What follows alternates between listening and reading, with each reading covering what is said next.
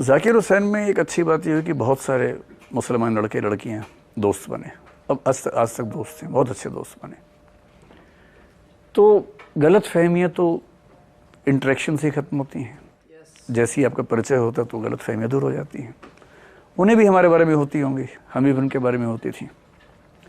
और मैं जाकिर हुसैन में 90 से 93 तक था और 92 में अयोध्या वाला मामला था, मंडल अगले साल अयोध्या।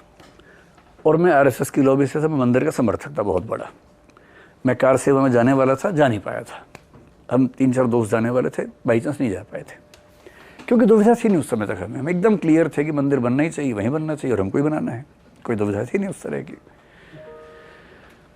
ये सारी दिक्कत हुई पढ़ाई शुरू करने के बाद। पढ़ाई ना करो तो कोई दिक्कत है ही नहीं जीवन में।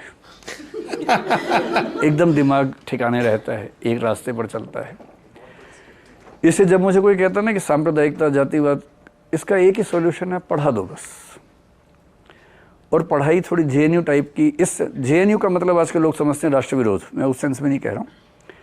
मेरे लिए जेएनयू का मतलब है एक ऐसा विश्वविद्यालय जो आपको कई तरह से सोचने की आंख देता है, नज़रिया देता है।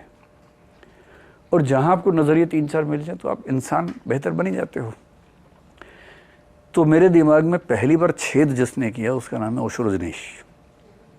मैं डीयू में था, शौक में रजनीश की एक किताब बहुत पॉपुलर थी उस समय युवाओं में, हम भी उठा ले कि देखिए क्या लिखा है, संभोग से समाधि वाला।